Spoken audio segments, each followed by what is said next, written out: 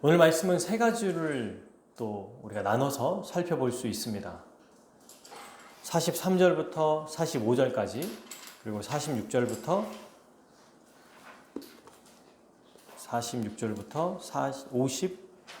50절까지겠죠. 그리고 50절부터 54절까지. 이렇게 세 가지로 좀 살펴볼 수 있는데, 크게 이 세 가지 말씀 중에 우리가 오늘 첫 번째로 하나씩 좀 살펴보려고 합니다. 예수님은 이 사마리아 동네에서 사마리아 사람들을 만난 이후 이틀이 지나고 거기에서 이제 계시다가 예수님이 가고자 하는 곳으로 가셨어요. 거기가 어디냐면 갈릴리라는 곳입니다. 여기는 예수님의 고향이죠.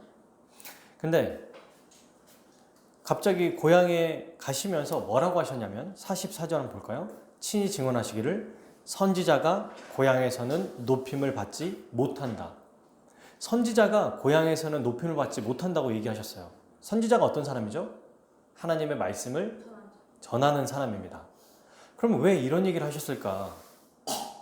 왜 선지자가 고향에서 높임을 받지 못한다고 얘기하셨을까요? 자, 생각해 보십시오. 고향 사람들은 선지자가 태어날 때부터, 그리고 어린 시절, 청소년, 또 성인이 될 때까지 이 사람에 대해서 너무 잘 알고 있어요. 장점, 단점, 약점, 잘하는 점, 못하는 점, 모든 부분들을 다 알고 있다는 겁니다. 그러니까 하나님의 말씀을 선지자가 전할지라도 사람으로 보고 사람으로 인식하고 그의 말을 하나님의 말씀으로 인식합니까? 안 합니까? 안 한다는 거예요.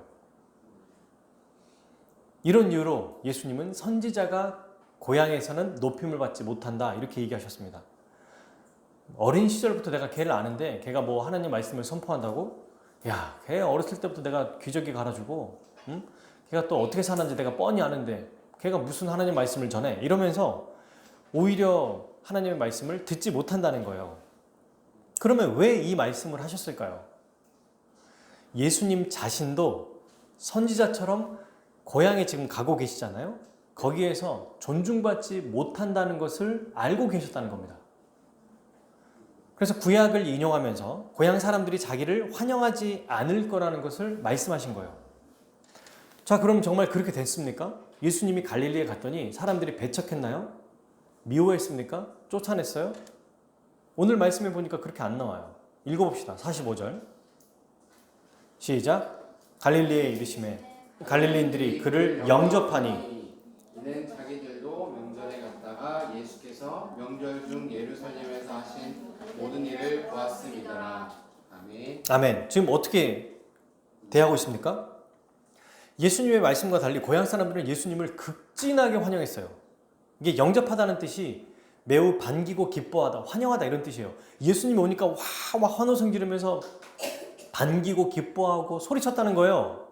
그러면 분명히 예수님은 고향에서 존경받지 못한다고 했는데 이게 무슨 의미일까요?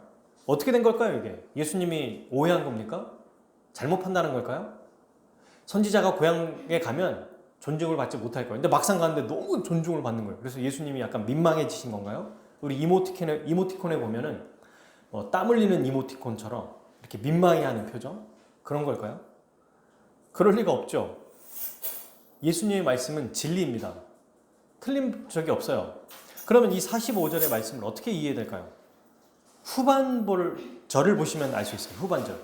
왜 예수님을 환영했는가? 보십시오. 그를 영접하는 이유가 나와요. 이는 자기들도 명절에 갔다가 예수께서 명령 줄 뭐 했다? 예루살렘에서 하신 모든 일을 보았음이니라. 예루살렘에 하셨던 모든 일을 보셨다는 거예요. 그러면 예루살렘에서 예수님이 어떤 일을 행하셨죠? 자, 2장 23절부터 24절까지 한번 찾아봅시다.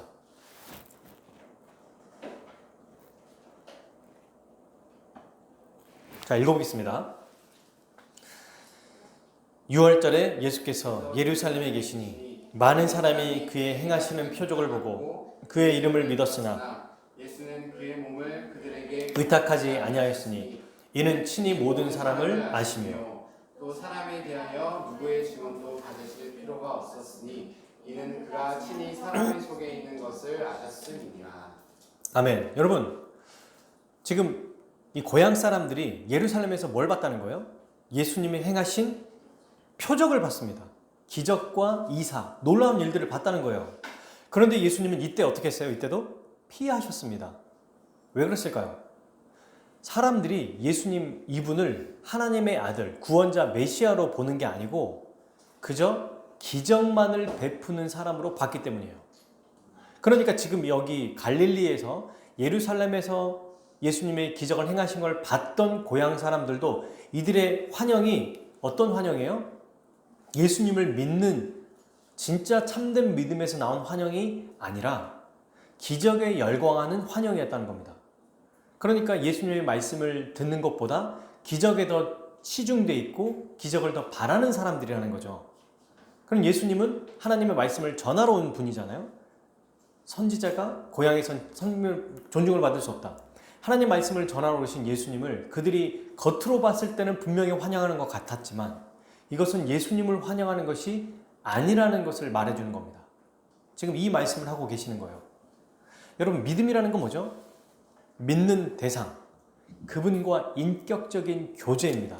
그리고 그 대상을 사랑하고 의지하는 것을 말하는 거예요. 근데 이 갈릴리 사람들은 예수님이 어떤 분이신지 인격적인 부분에 대해서도 관심이 없었고 그분을 사랑하지도 않고 의지하지도 않았어요. 그저 예수님이 베푸신 기적에만 관심이 있었습니다. 그러니까 여러분, 이것은 뭘 얘기하는 거예요? 자기들의 호기심을 자극해주는 사람, 혹은 자기들의 소원을 이루어주는 사람, 예수님을 이용하는 사람들이었다는 겁니다. 환대하는 자들이 아니었어요. 그런 걸 사랑하는 여러분, 오늘 이 말씀을 통해서 우리가 뭘 알 수 있냐면 겉모습으로는 우리의 신앙생활을 확인할 수 없다는 얘기예요. 이들은 여러분, 우리 성경을 쭉 보고 읽고 지나가면 와, 예수님을 이들도 영접했구나, 환대했구나, 환영했구나 이렇게 생각할 수 있는데요. 그렇지 않습니다. 아무리 겉으로 열심히 있고 화려하고 믿음 있는 사람처럼 보일지라도 그렇지 않을 수 있다는 얘기예요. 왜? 겉모습으로는 판단할 수 없기 때문입니다. 그러니까 여러분, 이 모습을 보고 우리도 한 가지를 조심해야겠죠. 어떤 거? 내 안에 있는 믿음이 더 자라고 성장하기 위해서 노력하고 있는지, 아니면 나의 내면이 아닌 겉모습을 보이고 그거를 다 포장하려고 애쓰고 있는지, 항상 이 모습을 우리는 생각해 봐야 됩니다. 저도 마찬가지예요. 사탄은요, 우리의 내면을 집중하게 하기보다 외면을 더 집중하게 만들어요. 그래서 형식적인 신앙생활을 하도록 만듭니다. 결국에는 형식적인 신앙생활은 믿음에서 멀어지게 만들어요. 겉으로 봤을 때는 진짜 열심히 신앙생활 하는 것 같거든요. 근데 안에는 비어 있어요. 텅 비어 있어서 예수 그리스도의 은혜를 의지하지 못하고 체험하지 못합니다. 겉으로는 기도하고 말씀도 듣고 신앙생활 잘하지만 결국 믿음에서 멀어진다는 거예요. 그러니까 보이는 것이 다가 아니라 우리 내면에 있는 우리 믿음이 정말 중요하다는 것을 기억하며 우리가 살아야겠죠. 자, 이 시간이 지나서 이제 그 다음을 보겠습니다. 예수님이 이렇게 고향 사람들이 자기를 반기는 것인데 이게 참된 환영이 아니라는 것을 알고 어떻게 하십니까? 46절, 예수께서 다시 갈릴리에 있는 가나로 가십니다. 그러니까 사마리아 땅에 있다가 갈릴리로 가셨고 그 갈릴리에서 가나라는 곳으로 또 가셨어요. 갈릴리 안에 있어요, 가나가. 자, 그런데 이곳에 예수님이 딱 가셨는데 누가 찾아왔냐면 왕의 신하가 찾아왔어요. 46절 한번 읽어볼까요? 예수께서 다시 갈릴리 가나에 이르시니 전에 물로 포도주를 만드신 곳이라. 왕의 신하가 있어 그의 아들이 가버나움에서 병들었더니. 가버나움은 지금 현재 가나 있는 데까지 약 32km 정도 돼요. 차가 있어도 멀잖아요. 근데 이 당시에 걸어서 다녔거든요. 얼마나 멀겠습니까? 예수님이 갈릴리에 오셨다는 얘기를 듣고 왕의 신하는 아마 가버나움에서 이 갈릴리까지 예수님께 쏜살같이 달려왔을 겁니다. 이 왕의 신하는 헤롯 안디바라고 하는 왕의 신하고요. 가장 높은 신분을 가진 사람 중에 한 명이었습니다. 그죠? 최고의 고위층에 있었던 사람인 거예요. 그런데 이 고위층에 있었던 이 사람이 예수님께 다짜고짜 찾아왔어요. 그리고 요청합니다. 47절. 그가 예수께서 유대로부터 갈릴리에 오셨다는 것을 듣고 가서 청하되 내려오셔서 내 아들의 병을 고쳐 주소서 하니 그가 거의 죽게 되었음이냐. 뭘 요청했습니까? 내 아들 고쳐 주십시오. 이걸 요청했어요. 아들이 죽을 병에 걸려서 죽기 직전에 있었던 겁니다. 그러니까 얼마나 다급했겠습니까? 예수님이 오신다는 말을 듣자마자 아마 만사를 제껴놓고 왔을 거예요. 왕이 어떤 명령을 하더라도 왕이시여 조금만 기다려 주십시오. 제가 너무 급한 일이 있어서 이것만 하고 왕께 다시 가겠습니다. 뭐 이렇게 했을지도 몰라요. 죽어가는 아들 앞에서 어떤 부모가 무엇인들 못하겠습니까? 안 그래요? 사방으로 돌아다니면서 치료법을 구했을 거고 수많은 의사를 만나봤을 거예요. 근데 효용이 없었습니다. 그러다가 갈릴리 가나에서 기적을 행하실 뿐만 아니라 물을 포도주로 만들었던 그분이 수많은 기적과 이적, 여기에서는 병 고침, 그 다음에 귀신 쫓아냄 다 들어있겠죠. 이런 일들을 행하셨던 분이 계셨는데 그분이 다시 오셨습니다라는 얘기를 들은 거예요. 얼마나 반가웠을까요? 얼마나 기뻤을까요? 그래서 예수님께 오자마자 다짜고짜 내 아들이 죽게 생겼습니다. 고쳐주십시오. 이렇게 요청했습니다. 보통 예수님의 반응은 어때요? 그를 불쌍히 여겨주시다. 그를 또 만져주시거나, 그죠? 그를 위로하시거나 이렇게 하시거든요. 불쌍히 여기신다는 게 성경에 아주 많이 나오는 표현이에요. 예수님이 우리를 긍휼히 여겨주시거나 뭐 이런 뜻이 나오는데 굉장히 오늘 말씀에 독특한 표현이 나와요. 우리의 기도와 정반대의 모습을 보여주십니다. 48절. 예수께서 이르시되 너희는 표적과 기사를 보지 못하면 도무지 믿지 아니하리라. 어떻게 하고 계세요? 질책하고 계시는 거예요. 지금 혼내고 계시는 거예요. 예수님, 제 아들이 죽게 생겼습니다. 제 아들을 고쳐주십시오. 너희는 기적을 보지 못하면 도무지 믿지를 못하는구나. 혼내시는 겁니다. 당황스럽습니다. 그죠? 기도하면 안 됩니까? 요청하면 안 되는 건가요? 병을 고쳐달라고 기도하면 안 되는 거예요? 아니에요. 기도할 수 있고요. 요청할 수 있어요. 요청해야 됩니다. 그런데 지금 예수님의 모습은 이 사람을 질책하고 계시거든요. 뭘 질책하는 걸까요? 그의 기도의 요청을 질책하는 것이 아니라 그의 믿음을 질책하고 있는 거예요. 왜냐하면 그렇지. 왕의 신하가 대표로 지금 여기에 있는 모든 갈릴리 가나에 있는 사람들을 책망하고 계시는 거예요. 왜? 갈릴리 사람들은 이미 예수님에 대해서 알고 있고 그분의 말씀을 들었잖아요. 가르침을 들었단 말입니다. 그리고 세례 요한을 통해서 메시아라는 얘기도 들었어요. 근데 믿지 않았습니다. 그저 가르침에는 관심이 없고 그분이 어떤 분이신지에 대해서는 관심이 없고 그저 자기의 급급함, 기적, 병고침, 현재 당장 내가 이루어야 될 어떤 소원들에만 관심이 있었던 거예요. 그죠? 아니 예수님을 정말 사랑했다면 병고침을 위해서 오는 왕의 신하만이 아니라 다른 사람들도 와서 예수님을 용접하고 사랑해야 되는데 지금 보십시오. 갈릴리 사람들도 이전에 예수님이 행하셨던 기적을 보고 환영했고 또 왕의 신하도 예수님께 나와서 자기 아들을 고쳐달라고 나온 거예요. 누구 하나 인격적인 교제를 누리는 사람이 한 명도 없어요. 지금 인격적인 교제가 먼저거든요.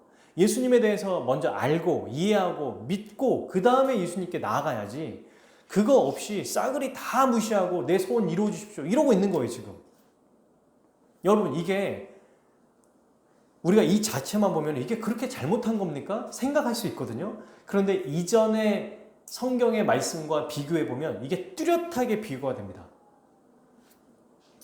예수님이 방금 다녀오신 곳이 어디예요?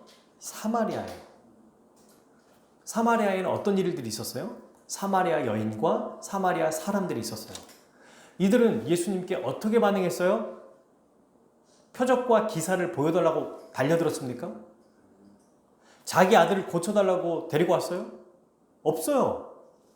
물론 이 안에 뭐 병든 사람 없겠습니까? 귀신 들린 사람 없겠어요? 근데 그걸 먼저 데리고 오거나 요청하지 않았다는 거예요. 이들은 유대인이 아니라 이방인들인조차도. 그리고 이틀 동안 있으면서 예수님께 뭔가를 요구하지도 않았어요. 뭐 했습니까? 이들은 41절 42절 예수님의 말씀으로 말미암아 믿는 자가 더욱 많아 그 여자에게 말하되 이제 우리가 믿는 것은 내 말로 인함이 아니니 이는 우리가 친히 듣고 그가 참으로 세상의 구주이신 줄 알미라 하였더라. 유대인, 지금 이 갈릴리 가나에서 벌어져야 될 일들이 유대인이 아닌 이방 민족, 그것도 유대인들이 들깨처럼 취급하는 사마리아인들에게 나타난 거예요. 대단하죠, 이들은. 예수님 말씀을 듣고 그분이 세상의 구원자라는 것을 알았다는 거예요. 예수님의 기적을 보고 이 사람은 우리의 모든 소원을 이루어줄 분이라는 것을 알았다고 고백하지 않습니다. 거꾸로 됐어요, 지금. 그러니 책망하시는 거예요. 왜? 사마리아 사람들에게는 구약 성경이라는 게 모세 오경밖에 없거든요. 하지만 지금 유대인들은 말라기 성경까지 그리고 회당에서 수많은 율법학자와 서기관들을 통해서 구약 성경을 듣고 있는 사람들이에요. 게다가 예수님이 오시기 전에 세례 요한을 통해서 예수님에 대해서 증거를 받았고 예수님이 오셔서 세례 요한에게 세례를 받음으로 모든 사람에게 메시아라는 것을 증명하셨어요. 보여주셨어요. 나타내셨고요. 가르치셨습니다. 여전히 그들은 그러나 예수님을 인격적으로 교제하거나 그분을 믿을 거에 대한 관심이 없는 거예요. 자기 소원이 이루어지는 거에 대해서. 중요하죠. 아이가 낳는 것. 무엇보다도 중요합니다. 근데 이전의 배경을 보면 자기의 소원을 이루어 달라고 하는 게 너무 비참한 거예요. 아주 극적으로 비교하고 있지 않습니까? 사마리아 사람들의 모습과 유대인들의 모습. 그래서 예수님은 책망하신 겁니다. 여러분, 이것은요, 이 왕의 신하를 책망하시는 것은 그가 기도를 요청했기 때문이라기보다 갈릴리 사람들을 모두를 책망하시는 거고, 더 나아가서 예수님을 알지만 믿지 못하는 유대인들을 향해서 책망하시는 거고요. 더 나아가서 오늘날 말씀을 통해서 예수님을 알고 믿을 수 있지만 믿지 않는 모든 사람에게 향한 말씀이라고 볼 수 있어요. 이 말씀을 보고 우리도 찔림을 받아야 된다는 것입니다. 기적을 보여주십시오. 나에게 어떤 체험을 주십시오. 좀 알려주십시오. 이렇게 접근하지 말라는 얘기예요. 보지 말고 믿으라고 얘기하십니다. 예수님은. 시종일관 그 얘기를 하고 계세요.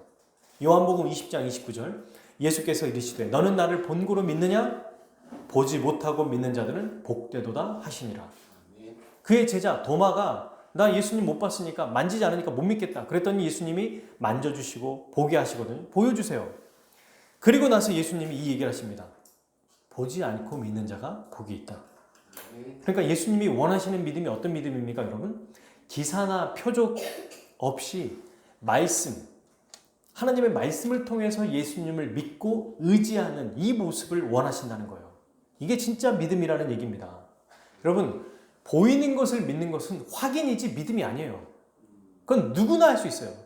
모든 사람이 할 수 있어요. 그러나 믿음이라는 것은 안 보이는 것을 의지하고 믿는 것이 바로 믿음입니다. 히브리서 11장 1절 믿음은 바라는 것들의 실상이요 보이지 않는 것, 보지 못하는 것에 대한 증거라고 얘기했어요.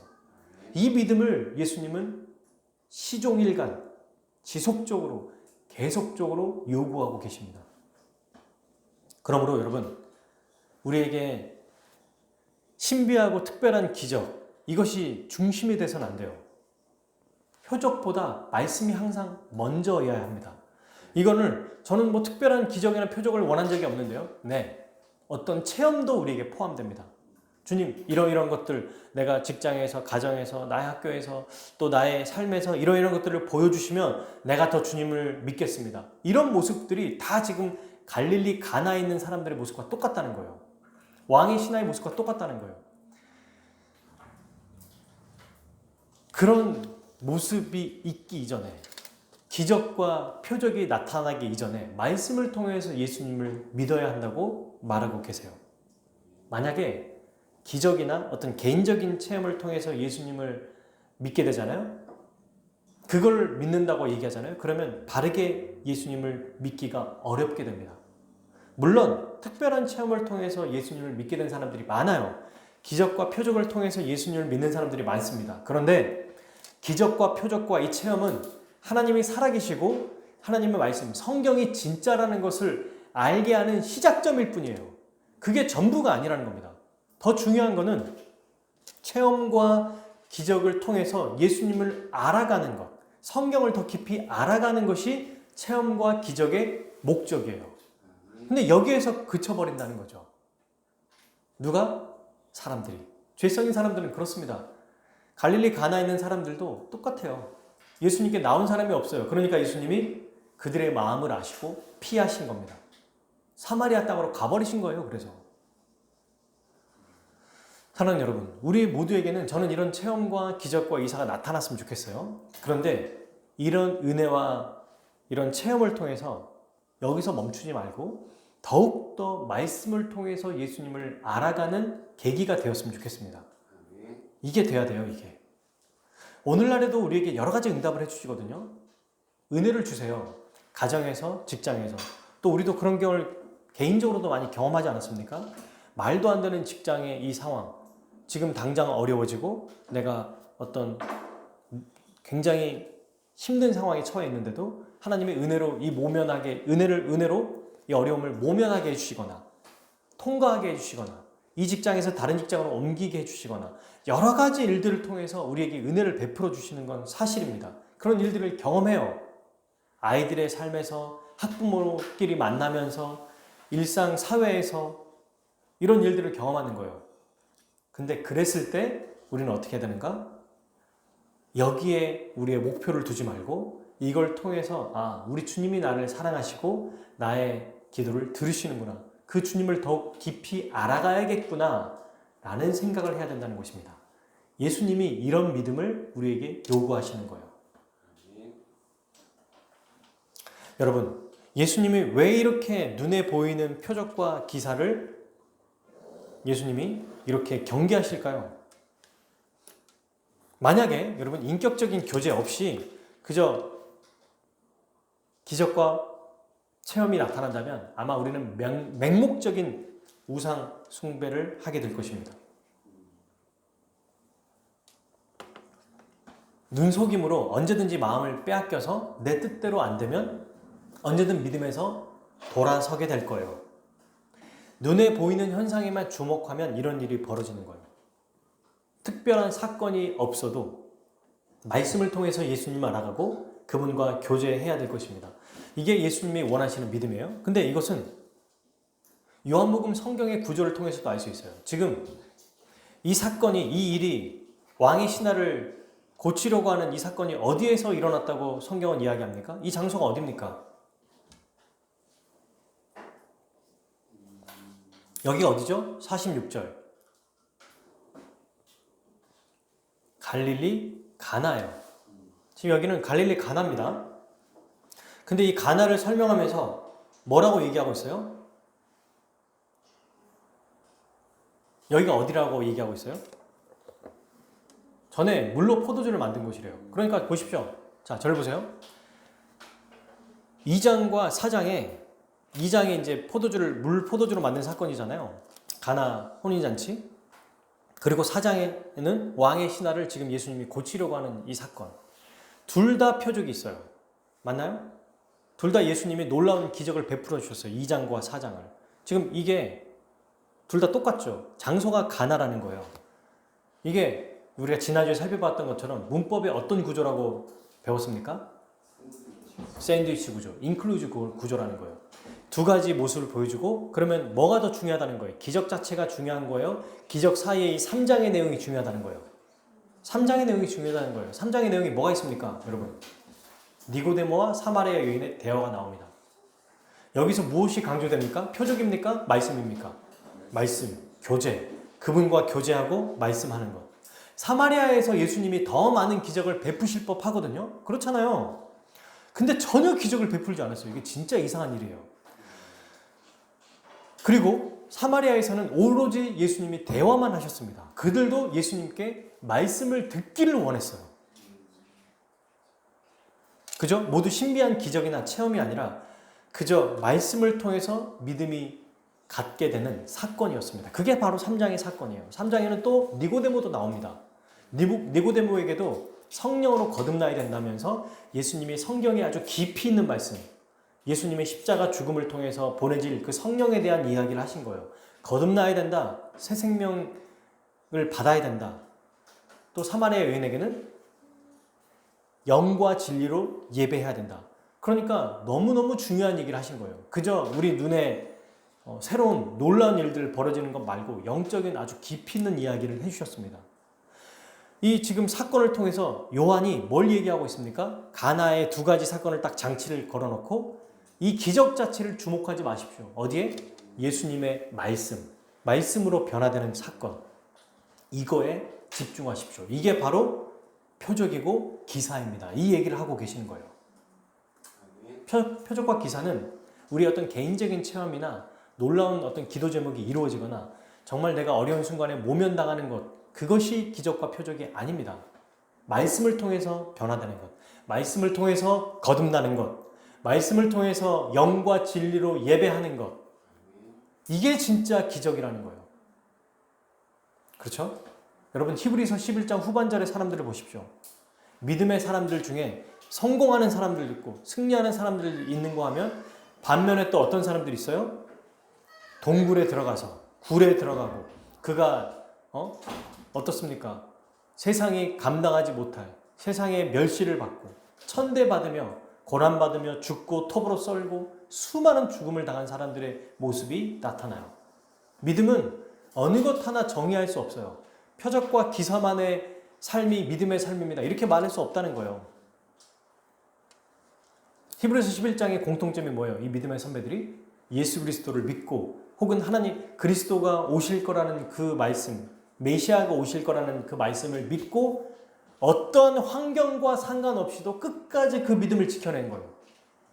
뭘 믿고? 말씀을 의지해서. 기적과 체험을 의지하지 않았습니다. 어떤 여인들은 더 좋은 부활을 위해서 현재 받는 고난을 참았다고 얘기해요. 정반대 모습 아닙니까? 지금 갈릴리 사람들과. 더 좋은 부활 관심 없고 지금 살아가는 것을 더 중요하게 여겼어요. 이들은. 이게 우리에게 굉장히 주는 메시지라고 생각해요. 지금 당장 어떤 것들이 이루어지냐 이루어지지 않느냐에 너무 우리의 포커스가 또 맞춰지지 않기를 바랍니다. 더 깊이 있는 것, 더 우리에게 소망이 있는 곳을 바라봐야 돼요. 그걸 봐야 합니다. 자, 그래서 우리는 표적과 기사에 집중할 것이 아니라 바로 말씀을 의지하고 말씀에 우리가 점착되고 점철되는 삶이 돼야 된다. 이 말씀을 우리가 들었죠. 그러면 여기서 이제 의문점이 하나 생깁니다. 예수님의 말씀은 아무런 표적과 기사를 나타낼 수 없나요? 힘이 없습니까? 그건 또 아니에요. 그죠? 예수님은 어떤 외적인 행위로 기적을 베푸시는 분이 아니라 말씀을 통해서 기적을 만드시거든요. 그래서 49절에 보니까 오늘 다시 말씀에 신하가 이르되 주여 내 아이가 죽기 전에 내려오소서 이렇게 또 요청합니다. 그랬더니 어떻게 해요? 50절 예수께서 이르시되 가라 내 아들이 살아있다. 말씀을 통해서 능력을 베풀어 주세요. 힘이 있다는 거예요. 우리는 표적과 기사에 너무 우리의 마음을 쏟아서는 안 됩니다. 그것이 아니라 우리는 말씀에 집중해야 됩니다. 라고 해서 말씀 자체는 아무런 힘이 없거나 기적을 베풀지 못하는 그런 도구가 아니라는 거예요. 하나님의 놀라운 역사를 나타내는 게 바로 말씀의 도구입니다. 그래서 우리는 기적과 표적을 포기해야 되겠구나가 아니라 말씀을 의지하라는 거예요.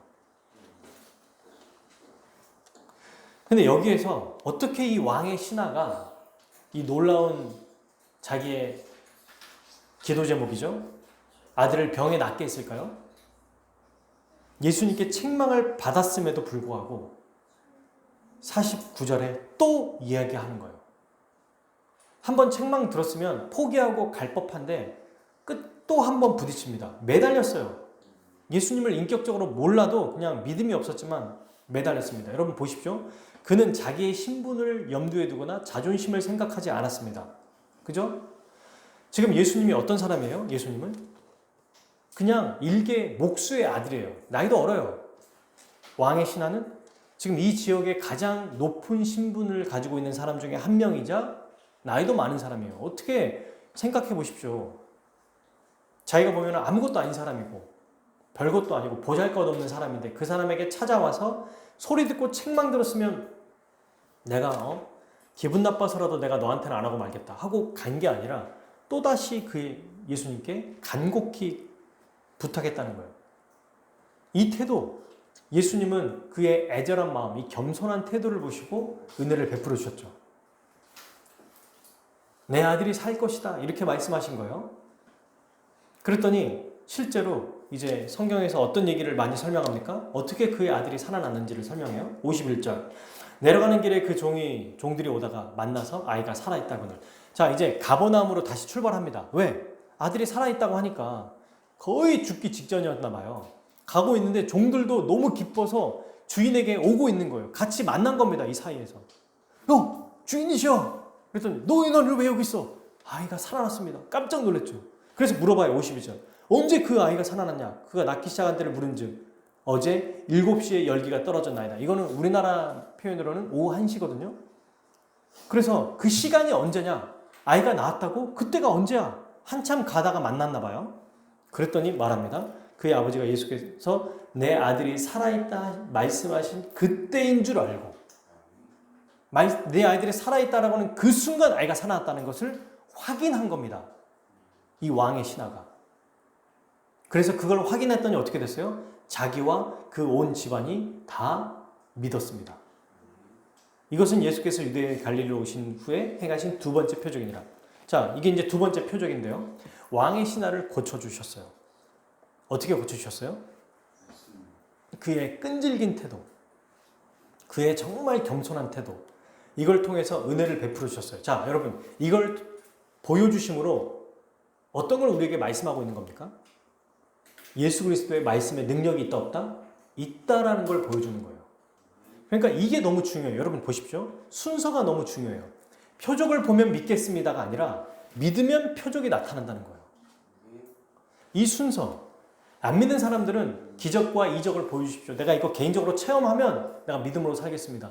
내가 열심히 신앙생활 하고 싶고 주님 내가 정말 말씀대로 살고 싶은데 이거 해주시면 말씀대로 살게요. 그게 아니라는 거예요. 말씀 자체에 능력이 있다는 것을 믿고 말씀으로 살아가라는 얘기입니다. 그러면 그 말씀에 놀라운 힘과 은혜가 베풀어진다는 것을 이 왕의 신하의 아들을 고쳐주심으로 보여주셨어요. 그죠? 말씀은 여러분 능력이 있습니다. 말씀 자체에 능력이 있어요. 왜? 하나님이 이 세상을 말씀으로 창조하셨고 그의 아들 예수 그리스도도 요한복음에서 뭐라고 말합니까? 말씀이라고 표현해요. 그 예수님은 하나님이시기 때문에 말씀하신 그대로 이루어집니다. 이것보다 더 큰 은혜가 우리에게 없죠. 죽은 자도 살립니다. 우리는 다 영적으로 죽은 자들이잖아요. 우리도 살려주셨어요. 이렇게 이 말씀을 의지하는 자에게는 능력이 나타난다는 것을 오늘 말씀에서, 오늘 성경에서 보여주고 있어요. 자, 그러면 어떻게 이런 은혜를 받을 수 있는가? 방금 왕의 신하의 모습, 이것을 우리가 살펴봐야 되는 겁니다. 속상하거나 화날 법도 한데 실망하지 않고 그런 거 아무도 상관하지 않고 그저 다시 엎드리고 매달리는 것. 주님 앞에 나아가는 자. 이런 자에게 은혜를 베풀어 주신다는 거죠.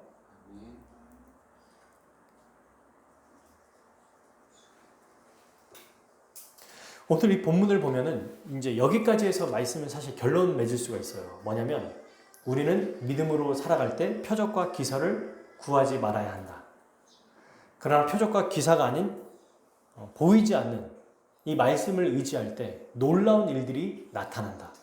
그죠? 그러면 어떻게 이런 일들을 볼 수 있는가? 체험할 수 있는가? 경험할 수 있는가? 끝까지 왕의 신하와 같이 끈질기게 매달리고 자기의 자존심 또 자기의 어떤 지위 다 버리고 주님께 매달리고 나아갈 때 우리 주님이 그의 믿음을 보시고 그의 태도를 보시고 더 온전하게 믿도록 만들어 주신다. 그가 믿었다는 얘기는 없어요. 여기에 처음에는. 나중에 그의 아들이 살아났다는 얘기를 듣고 그와 그의 가족들이 믿었더라라고 나오거든요. 믿음으로 나온 게 아니에요. 그저 예수님 앞에 나간 거예요.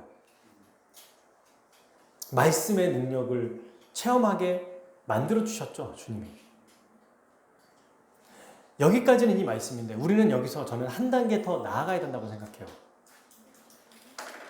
여러분, 자, 생각해 보십시오. 왕의 아들은 영원히 삽니까? 아니요. 또 다른 병에 걸리거나 아마 언젠가는 죽을 겁니다. 근데 더 이상 왕의 신하는 그의 아들이 살아난 걸 보고 이전과 같은 모습을 보이지 않을 거라고 봐요. 왜? 그의 아들이 살아난 걸 보고 믿었잖아요. 이제 믿음이 생긴 거예요. 그래서 어때요? 이제는 환경이 또 변할지라도, 아이가 다시 아플지라도, 그리고 이 아이가 죽을지라도 믿음이 변하지 않았을 거예요. 믿음이 변치 않았을 겁니다. 다시 아이를 살려주십시오. 그럼 내가 또 믿겠습니다. 이러지 않았을 거라는 거예요. 저는 여기까지 우리가 가야 된다고 생각합니다. 왜? 우리는 왕의 신하보다 더 큰 은혜를 받았어요. 왜? 예수님을 말씀을 통해서 믿고 그분을 통해서 그리스도의 십자가 은혜를 다 받았거든요. 우리가 받지 않은 게 없어요. 우리는 구원이라는 걸 받았습니다. 우리 인생의 가장 소중하고 귀한 것. 그걸 받았어요. 그러니 구원받은 자로서 우리는 어떻게 해야 되는가? 구원받은 자로서 예수님의 표적과 기사를 주실 수도 있고 주시지 않을 수도 있거든요. 그것을 먼저 인정해야 되겠죠. 이건 그분의 주권입니다. 말씀을 통해서 하나님, 주님 이것들을 원하고 이것들이 필요합니다. 열심히 간구해야 돼요. 정말. 그리고 소망해야 됩니다. 근데 그 일이 이루어질 수도 있고 안 이루어질 수도 있어요. 그러면 거기에 따라서 우리의 믿음이 더 단단해지거나 약해져서는 안 된다는 얘기입니다. 우리의 할 일은 그저 주님의 말씀대로 우리의 역할을 다하면 되는 거예요. 매일매일 믿음으로 살아가면 됩니다. 주님이 어떻게 하시든지 간에 상관없이 우리의 역할을 다하면 돼요. 근데 왜 이게 가능하냐? 하나님은 우리를 너무너무 사랑하시는 분, 하나님은 선하신 분이라는 것을 믿기 때문에 이게 가능하죠. 가장 좋은 길을 주시는 분이라는 걸 믿는 거예요. 그러니까 지금 당장 원하는 게 이루어지지 않을지라도 그걸 보는 게 아니라 더 먼 미래, 그리고 이미 우리에게 주신 것을 바라보며 살아야 되는 것입니다. 우리의 영혼을 위해, 우리를 구원하시기 위해 그의 아들 예수 그리스도를 내어주신 그 은혜를 생각하면, 우리가 구원받은 걸 생각하면 지금 앞으로 살아가는 우리의 삶은 덤으로 사는 인생이거든요. 다 받았는데 뭐가 더 필요하죠? 이걸 기억하면 정말 작은 것에도 감사하고 은혜를 은혜로 여깁니다. 기도 제목이 이루어지지 않아도 내가 기도할 수 있는 것 자체만으로도 감사한다는 거예요. 모든 게 주님의 것이기 때문에 내 인생에, 내 삶에, 내 시간이, 내 일상이 자기를 내어주신 우리 주님의 것임을 알게 된다는 거예요. 사실 우리는 처음부터 하나님의 것이에요. 하나님 우리를 창조하시지 않았습니까? 여러분, 지금 제가 얘기한 이 생각, 이게 우리의 믿음을 단단하게 하고 우리의 믿음을 자라가게 하는 원동력이에요. 어떤 생각? 다 주셨다. 우리는 지금 덤으로 사는 인생이다. 그래서 여러분, 우리가 일상의 삶을 살아갈 때 아무 일이 안 이루어지는 것처럼 보이고 더 어려워지는 형편에 처하게 되는 것처럼 보일지라도 우리가 이 생각, 이미 우리에게 베풀어 주신 은혜를 생각한다면 우리는 더 힘있게 살아갈 수 있게 될 것입니다. 왕의 신하가 처음 예수님이 믿음을 갖게 하신 이후에 그가 계속해서 믿음으로 살아갔을 것이다 라고 생각하는 것 같은 거죠. 우리도. 그래서 여러분, 말씀을 정리해보면 이렇죠. 첫 번째로는 기적과 표적이 아닌 말씀으로 예수님을 믿어야 된다. 그 예수님을 믿으면 기적과 표적이, 놀라운 일들이 나타난다. 그죠? 그런데 기적과 표적을 경험하고 받았던 사람들은 끈질기게 주님 앞에 매달리고 기도했던 사람이다. 하지만 여기서 끝나는 게 아니라 우리는 이 성경 너머로 우리에게 적용한다면, 그러면 끈질기게 요구하고 주님 앞에 나아갔는데 이게 안 이루어지면 포기할 거냐? 아니다. 이미 우리는 하나님이 그리스도 안에서 최고의 구원, 가장 귀한 십자가의 은혜를 우리에게 주셨다. 그러니 우리의 말씀을 통해서 예수님을 믿으며 살아갈 때 일상의 삶에서 놀라운 기적과 체험이 있든 없든 우리의 역할을 다하면 된다라는 것입니다. 말씀을 맺겠습니다. 세 가지를 말씀드릴 수 있을 것 같아요. 첫 번째, 우리 주님은 표적과 기적에 의해서가 아니라 오직 말씀을 통해 믿음으로 살기를 원하십니다. 보지 않고 믿는 것이 믿음이라고 얘기했죠. 믿음은 점검하는 것이지 확인하는 것이지 어떤 것들을 줘야만 내가 그것을 믿는다 조건이 아니에요. 그냥 그 자체로 믿음은 확신하는 거고 또 소망하는 것입니다. 이 믿음을 주님이 원하시는 거예요. 순서 헷갈리면 안 됩니다. 이런 것들을 해주십시오가 아니라 주님을 내가 믿습니다. 그 둘째요. 그럼 우리 주님 말씀에는 능력이 없느냐? 아니요. 주님의 말씀에는 놀라운 능력과 힘이 있습니다. 그러니까 이미 이루신 십자가 은혜로 우리를 구원하시고 지금도 구원하시거든요. 보이는 것만이 아니라 보이지 않는 영적인 세계가 이 모든 것을 다 관여해요. 이것들을 다스리시고 주관하시고 이끄십니다. 이것은 우리가 믿든 안 믿든 객관적인 사실이에요, 여러분. 믿는 자에겐 적용이 되지만 안 믿어도 예수님은 영적인 세계를 이미 관장하시고 다스리고 계세요. 믿는 자에게 이 은혜가 나타나는 거죠. 그러므로 여러분, 우리는 말씀의 은혜와 능력이 있음을 믿고 더 말씀을 의지해야겠죠. 그리고 세 번째, 그러나 더 나아가, 이게 핵심일 거예요, 오늘 말씀에. 우리 주님의 은혜가 부어지든 부어지지 않든 우리는 우리가 할 수 있는 우리의 역할을 다해야 합니다. 이게 우리 주님이 우리에게 원하시는, 이 말씀을 통해서 정말 너희는 표적과 기사를 보지 못하면 도무지 믿지 아니하리라 라고 하는 이 말씀에 대한 진정한 의미라고 생각해요. 표적과 기사가 없어도 믿으라는 얘기예요. 왕의 신하의 아들이 죽어도 믿어야 합니다. 살아도 믿어야 되고 어느 정도 살다가 죽어도 믿어야 되고. 그러니까 여러분, 결론적으로는 우리 외부에서 일어나는 것은 예수님의 고유한 사건이거든요. 그거는 우리가 상관할 바가 아니에요. 어떻게 우리 인생을 주관하시고 이끌어주시고 보여주시든 우리와 아무 상관없는 일이다 생각하고 그저 기대하고 소망하면서도 꺾이지 말고 그냥 끝까지 우리의 역할을 다하면 된다는 거예요. 매주 선포되는 설교, 매일 보는 말씀, 또 주일 교회 생활, 이런 아주 루틴하지만 우리에게 주신 이 은혜의 도구들을 그저 소망하면서 기대하면서, 그러나 그것이 내 뜻대로 안 될지라도 계속해서 끊임없이 붙잡고 나아가야 된다는 얘기예요. 이 믿음이 진짜 성숙한 믿음입니다. 왕의 신하의 믿음은 초신자의 믿음이거든요. 왜? 말씀을 통해서 기적과 이적 수많은 놀라운 일들을 벌여주고 보여주세요. 근데 이 보여주는 목적이 뭐라고 그랬어요? 더 주님을 깊이 있게 알아가게 하기 위한 방편으로 주신 건데 거기에 매몰돼 버리면, 그것만 집중하면 우리 주님이 원하시는 믿음을 볼 수가 없습니다. 그저 너희는 표적과 기사만을 원하는구나, 이런 사람이 되는 거예요. 그러나 이걸 통해서도, 또는 이걸 이미 경험한 자들로서 우리는 계속해서 우리 일상의 삶을 믿음으로 살아가야 할 것입니다. 그게 우리의 역할이에요. 그래서 우리는 우리에게 주어진 것들, 이제 말씀 수련회, 또 EDLS, 또 우리 일일 청년과 함께하는 말씀 수련회도 있죠. 우리 교회 안에서 하는, 또 2학기 사경회, 이런 것들을 통해서 우리가 열심히 소망하고 기도하지만 그것은 우리의 역할이 아니다, 그건 우리의 소관이 아니다 생각하고 열심히 기도하면서도 동시에 어떤 마음이 있어야 된다? 그거와 상관없이 구원의 은혜에 감사하여 매일매일 우리 일상의 삶을 믿음으로 살아야 한다. 이것이 우리 이번 한 주 동안에도, 아니 평생 동안 우리 모든 믿음의 사람들이 가져야 될 자세라고 생각합니다. 이런 태도와 이런 모습이 우리 교회 모든 성도들에게 충만하게 있기를 주님의 이름으로 축복합니다. 아멘. 우리 함께 찬양하겠습니다.